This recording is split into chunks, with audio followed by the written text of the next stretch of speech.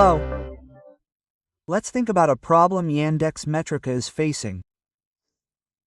Yandex Metrica is the second most popular web analytics service in the world.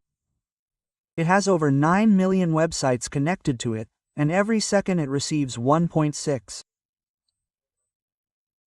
million events from various sites, which it needs to store. This data needs to be used to generate real-time reports. These are colossal volumes of data, which, of course, won't fit on a single machine, and a single machine certainly can't process it. To enable us to store and process such volumes of data, and generate reports based on them, ClickHouse supports sharding. Let's look at what it is and how it works. My name is Vladimir Amelin. Let's get started. What is sharding? When a single ClickHouse can no longer handle storing and processing all the data in a large table, we create a cluster. Let's take a two-machine cluster as an example. We'll declare the first machine as belonging to shard 1, and the second as belonging to shard 2. Now we can divide the table data into parts such that the first ClickHouse stores the first part of the table data, and the second ClickHouse stores the second part. This means that each ClickHouse stores only a portion of the table data and, accordingly, processes only a portion of the table data. The load on each ClickHouse is reduced. How many parts can we divide the table data into? In other words, how many shards can we add to the cluster? There are no restrictions specified in the ClickHouse documentation. There are examples of creating a cluster of more than 100 machines. However, if you look at the ClickHouse documentation, you'll see examples from companies like Cloudflare and other very large companies processing huge volumes of data. They have clusters of several dozen machines, meaning they rarely reach hundreds. The scheme can be more complex. For example, here we have a cluster of 2 shards, but each shard now has 2 replicas. For example, here's shard number 1, which includes Click01 and ClickHouse03. They are replicas of each other. This means that if we take a very large table and place only the first half of the data in shard number 1, this half of the data will be on both CLUs01 and CLUs03. In other words, they are copies of each other. And the second half of the data will be on ClickHouse 0.2 and ClickHouse 04. What's interesting is that each shard can have any number of replicas, 1, 2, 3, or any number. Moreover, different shards can have different numbers of replicas. ClickHouse doesn't limit us to the same number of replicas across shards. What needs to be done to start using sharding? 2 lessons ago, we deployed our first ClickHouse cluster, which consists of 4 ClickHouse instances and 3 ClickHouse keepers. Not only are they deployed, but they're also configured. We remember that in the config XML, the Click server's main configuration file, we specified that this machine belongs to a cluster. Here it is, the cluster name. And this cluster includes 2 shards. The first shard contains 2 replicas, and the second shard also contains 2 replicas. And now, with these settings, we can create distributed tables. Let's get acquainted with the theory behind how a distributed table works with the distributed engine. We now need to understand 2 operations: how data retrieval works, that is, selecting from a distributed table, and how data insertion works, that is, inserting into a distributed table. Let's start with selecting. We have a ClickHouse cluster drawn, consisting of 4 machines, 4 ClickHouses. This cluster is divided into 2 shards, shard number 1 and shard number 2. Each shard has 2 replicas, replica number 1 and replica number 2. Let me remind you that replicas are twins. That is, replica number 1 and replica number 2 contain absolutely the same data. The second shard also contains 2 twins, but they are different from the twins of shard number 1. So what are shards? We can draw the following analogy between shards. We have a complete picture, but we can divide this picture into puzzle pieces and send some of them to shard number 1, and the other half to shard number 2. Thus, neither shard number 1 nor shard number 2 will have the whole picture. But if we combine the pieces from shard number 1 and shard number 2, we can then assemble the whole picture. We've divided our entire picture, sent half of the pieces to shard number 1, and both replica number 1 and replica number 2 will have these pieces in full. That is, if replica number 1 were to fail, all the pieces and shards of number 1 would remain on replica number 2. In other words, we won't lose any data. Let's say we create a table called Mars Student Lesson on all machines in the cluster.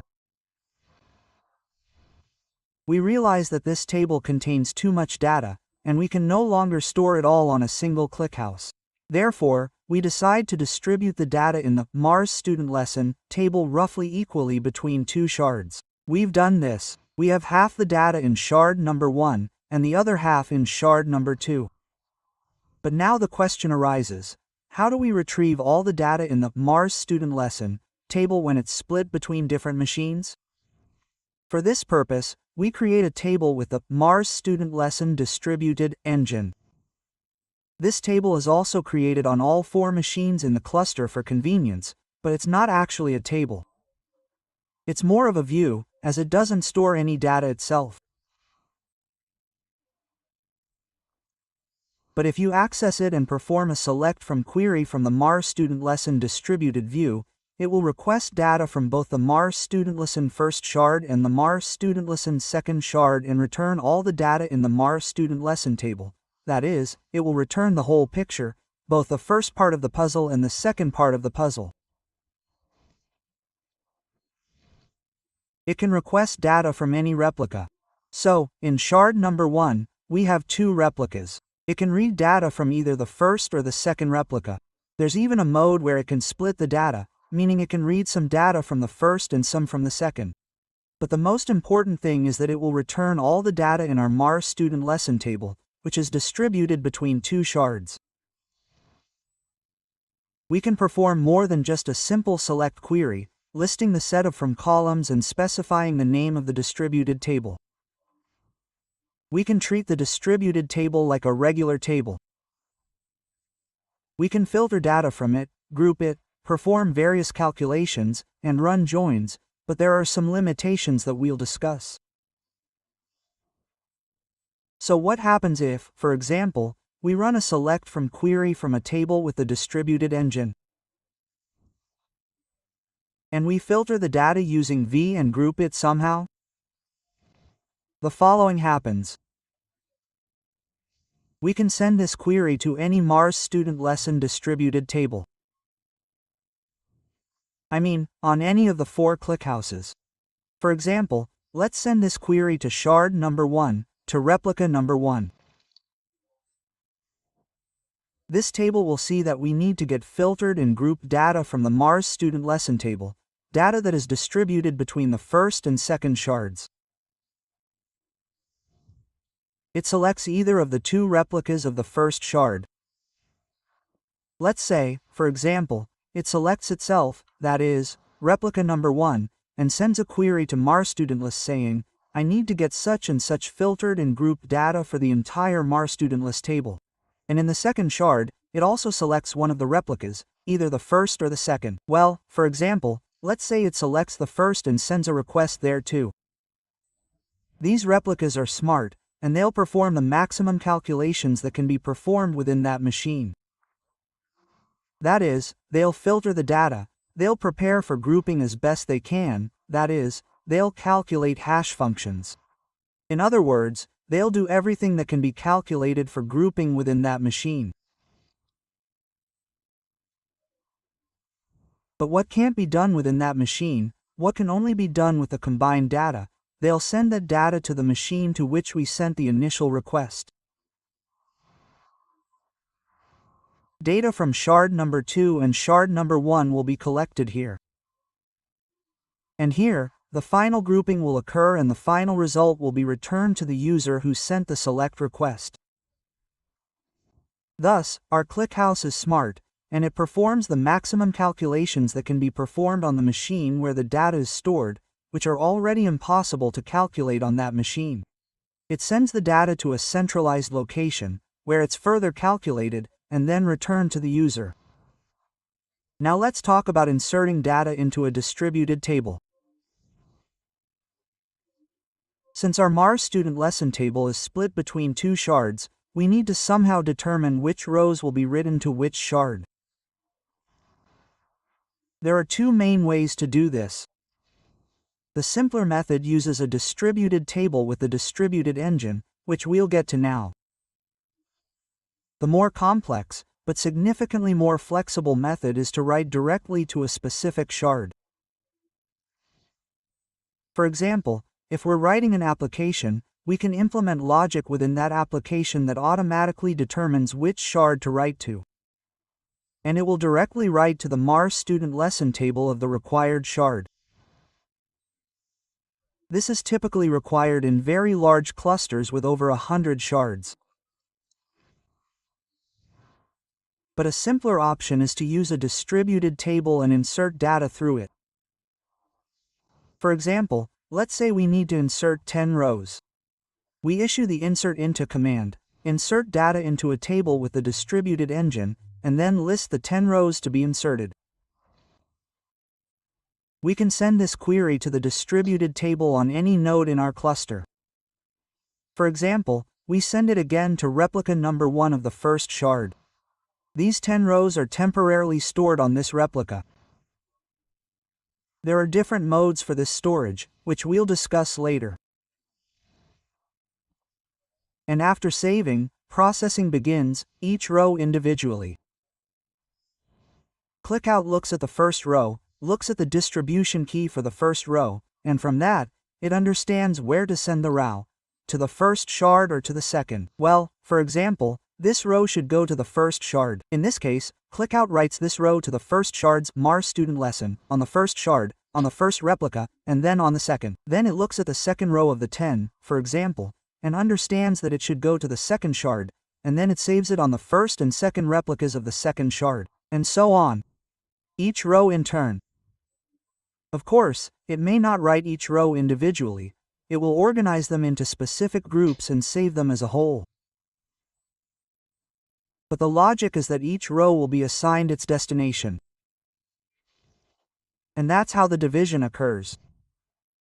There are various potential problems here.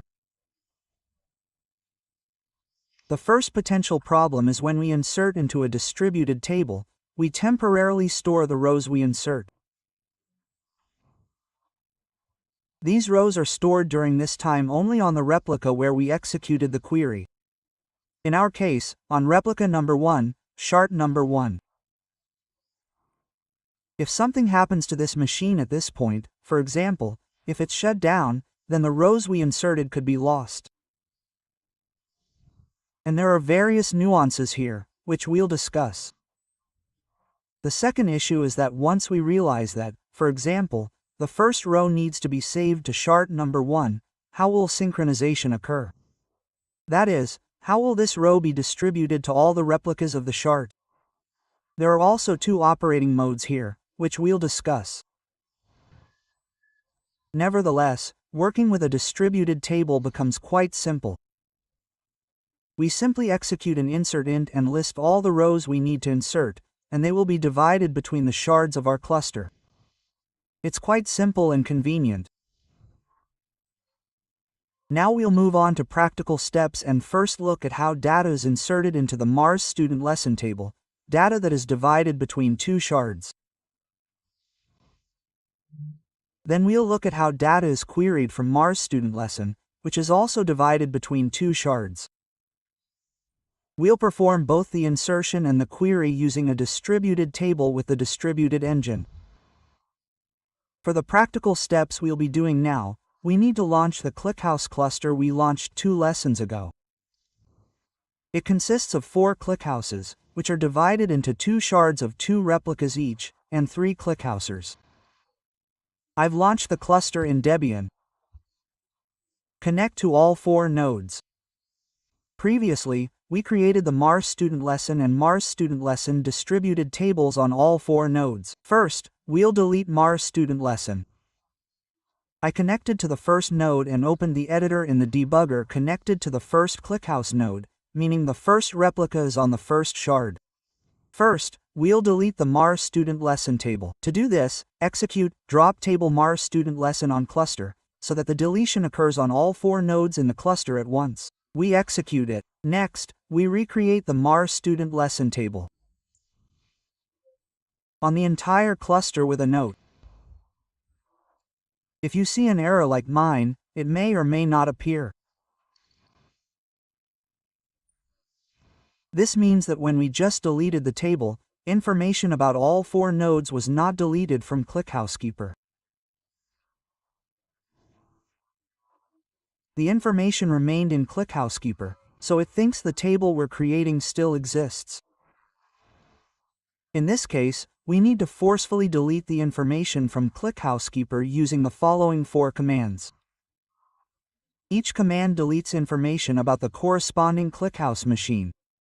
Here, we delete the first replica of the first shard. Here, we have the second replica of the first shard, the first replica of the second shard, and so on.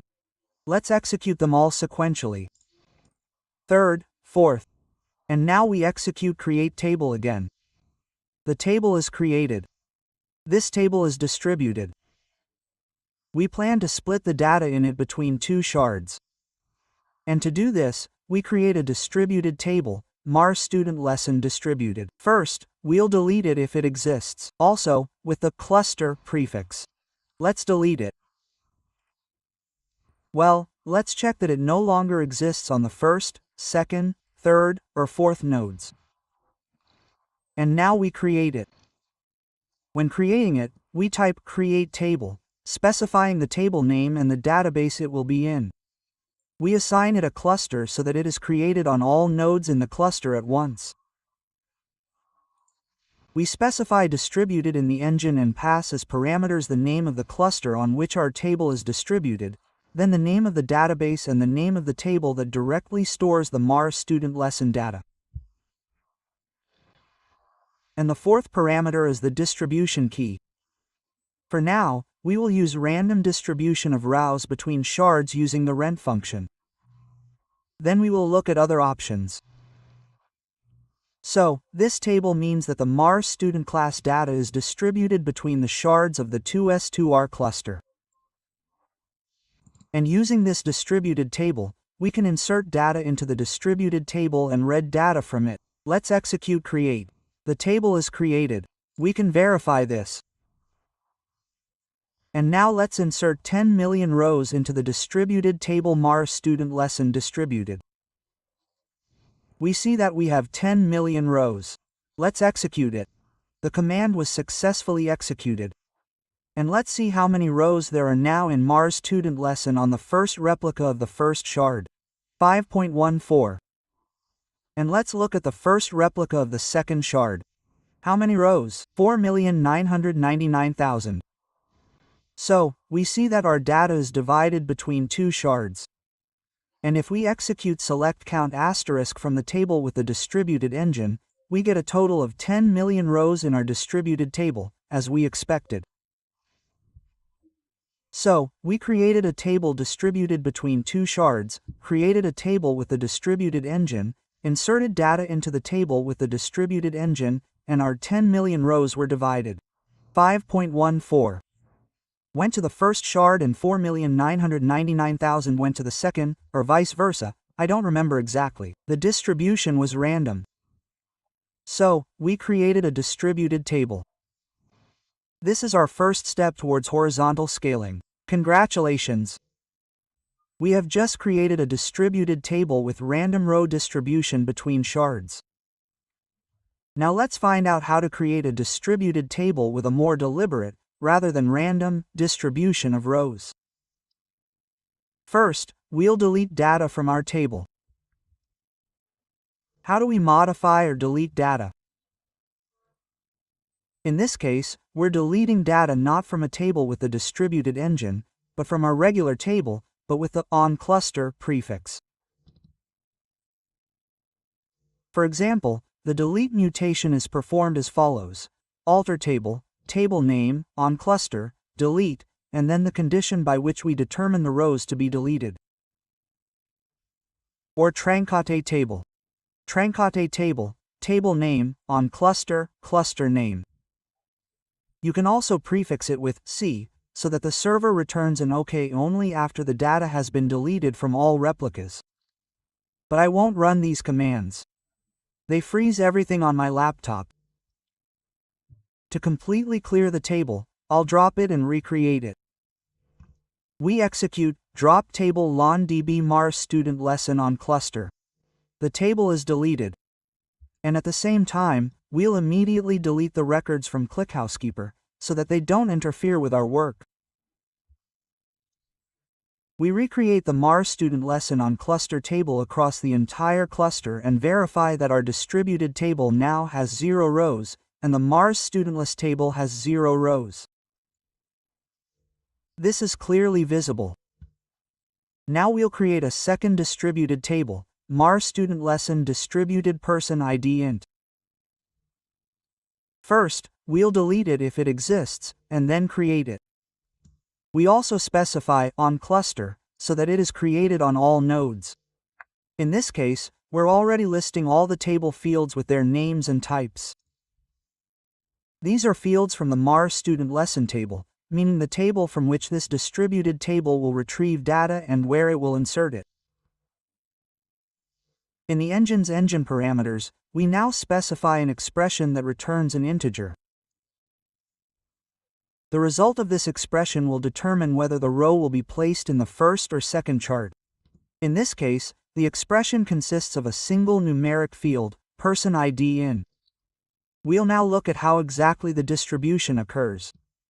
Let's start creating the table. Done. Note that we now have 2 distributed tables, Mars student lesson distributed and Mars student lesson distributed person ID in. They act as views, both pointing to the same materialized table, Mars student lesson, but there can be any number of these distributed tables. They don't interfere with each other. Let's check that there are currently no rows in our distributed table. We see 0. And now we insert data into the new Mars student lesson distributed person ID int. We also insert 10 million rows. Let's run the query. And let's check the result. First, we get the number of rows from the distributed table. We see that there are 10 million of them. Now we get the number of rows on the first shard alone, the one we're currently connected to, 4,998,474. Which is not exactly half, but close to that. Now let's look at the data that's stored here. Remember that we distributed by the ID in column. And notice that there are only even numbers here. Let's look at what we have on the second shard. The distributed table also has 10 million entries, in Mars student lesson 5.26. And if we look at the contents, we see that the person ID in contains only odd numbers. So, all the even numbers went to the first shard, and all the odd numbers went to the second. How did this distribution happen? When we ran the query, LeonDB Mars student lesson distributed person ID in and sent, for example, 10 rows for insertion into this table. These rows are first saved in some intermediate storage. And then, since we distribute by the ID in field, the value of each row in this field is taken, and the remainder is calculated after dividing by a certain number. But by what number?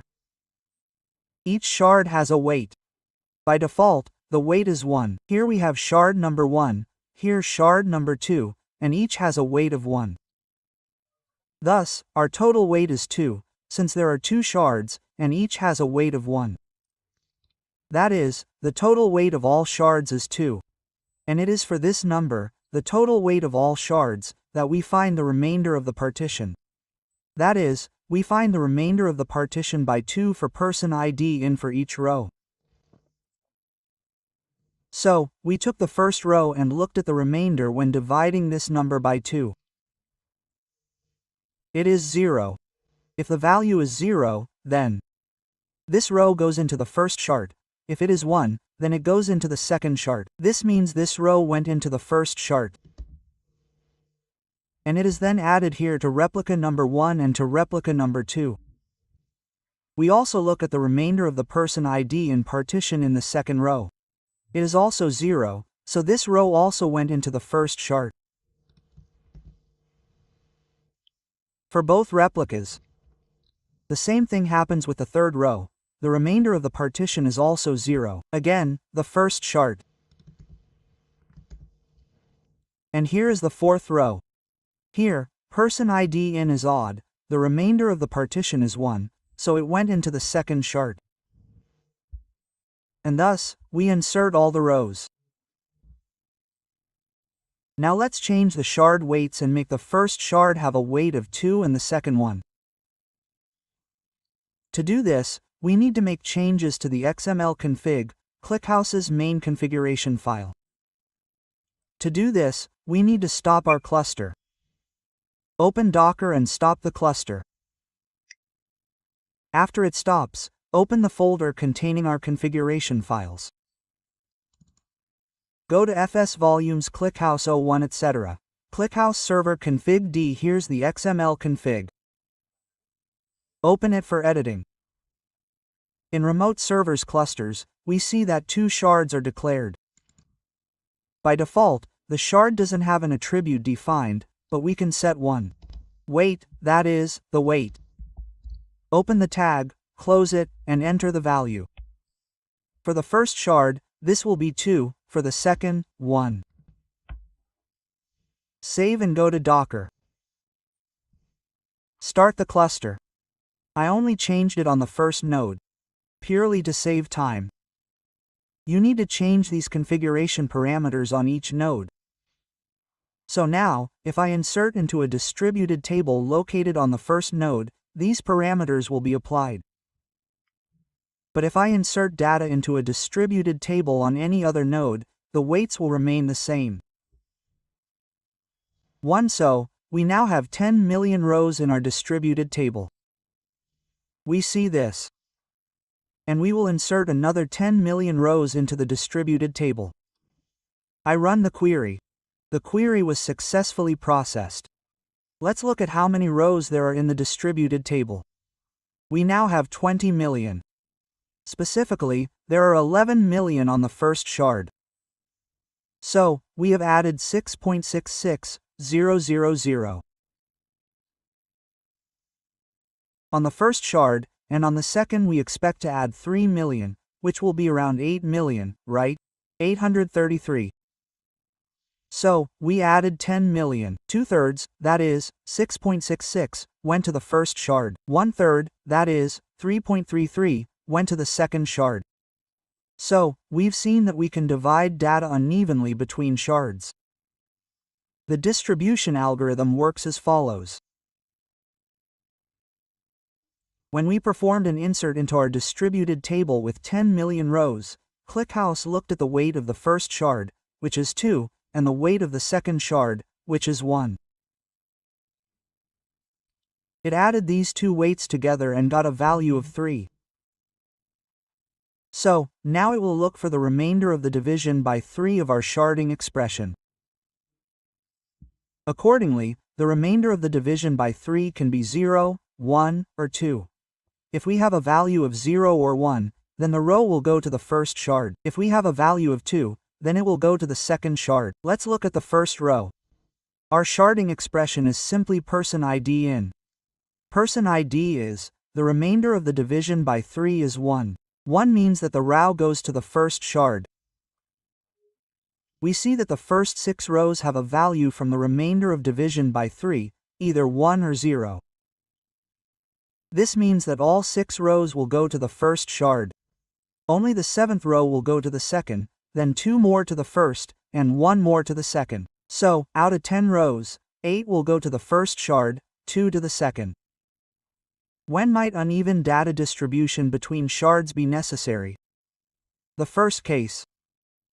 This is if we have a cluster, we're pouring data into it, but at some point we realize that the current cluster's capacity is insufficient, and we need to add more shards.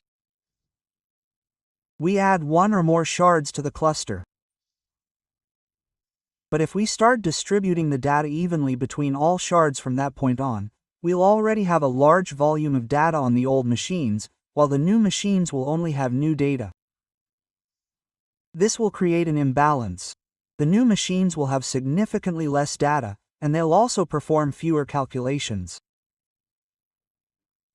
To easily correct this imbalance, without redistributing the entire table across our cluster, a very complex operation, we can perform a fairly simple operation. We increase the weight of our new shards, and as a result, new data will primarily go to the new shards. At some point, the volume of data on the new shards will equal the volume of data on the old shards. This way, we achieve a uniform distribution. The second scenario where we might need different weights in our cluster is if our cluster has machines with different performance.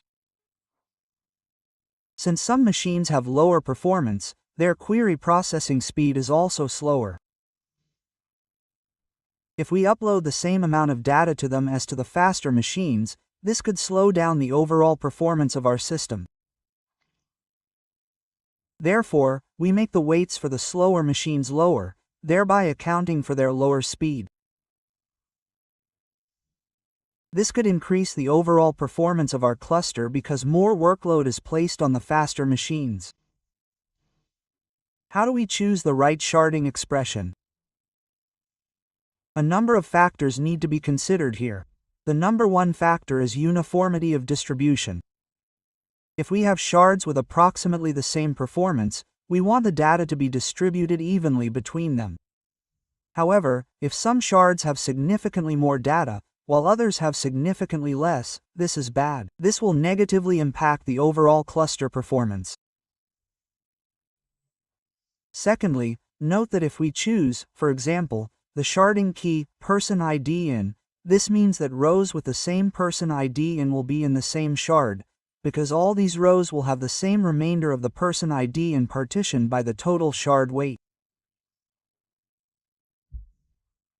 So, all rows with the same person ID in will be in the same shard, with the same sharding key. When is this important? Let's consider the example of a Yandex Metrica service that is connected to 9 million websites, and every second, on average, 1.6 million events from these websites arrive in Yandex Metrica, which must be recorded in the database. Let's imagine one small website with an average of 10 visitors per day. This website, for example, has been operating for a year, and the owner of this website opens Yandex Metrica to view the annual reports. For example, they want to see which pages users visit most often, on average, and they open the annual report. In just 1 year, 3,600 events accumulated on this site. Imagine that they're distributed across, say, 50 different shards of the Yandex Metrica cluster. This represents a significant portion of the entire cluster. This means that as many as 50 machines will use their CPU time, meaning they'll be overloaded, to generate a report for such a small site. This is very unprofitable. Now imagine a second situation. All 3,600 events are stored in a single ClickHouse. This is a very small number. A single granule contains, on average, 8,192 rows. This means that all 3,600 events could end up in a single granule. And how convenient it would be if all this data were stored side by side in a single granule, on a single machine. Then, only one machine would be overloaded and would read just one granule and return it to the user. This significantly reduces the cluster load by a factor of 50. So, if we have a situation where we always receive data filtered by a certain field and there are a significant number of unique values for that field, then it might be beneficial to keep the data distributed across that field, across different shards. Let's summarize how to choose a sharding key. We have 3 main goals when choosing a sharding key. First, we want the data to be distributed evenly across the shards. Second, we want the load from our queries to be distributed evenly across the cluster. And third, we want to minimize cross-shard operations. That is, to ensure that as few shards as possible are involved in executing a query. If it can be executed on a single shard, that's good. And second, we want to minimize data transfer between shards. Now let's discuss the criteria for a good sharding key. First, a good sharding key typically has a high cardinality, meaning that the expression has a large number of different unique values. For example, if we shard by the gender field, which has two unique values, M and G, we'll distribute the data across only two shards, even if we have dozens of them in the cluster. This is a poor field as a sharding key. If we shard by user ID, person ID, or order ID, these fields typically have a large number of unique values, high cardinality, and the distribution will be good. Secondly, a good sharding key typically doesn't have hotspots.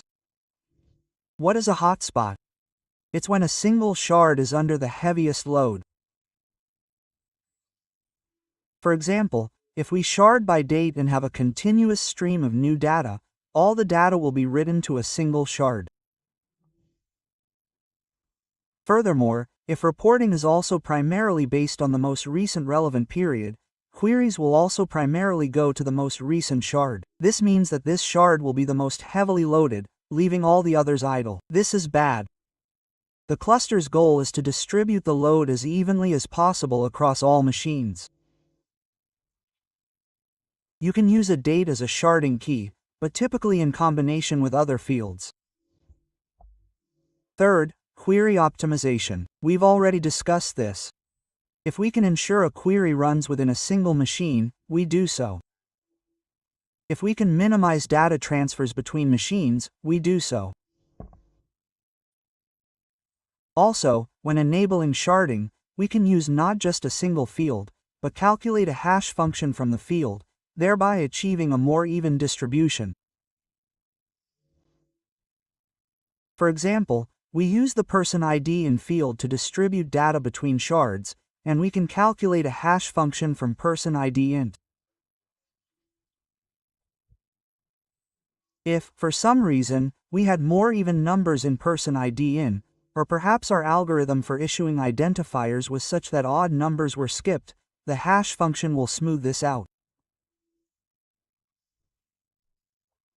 This concludes this lesson on distributed tables, and we'll continue exploring this topic in the next lesson.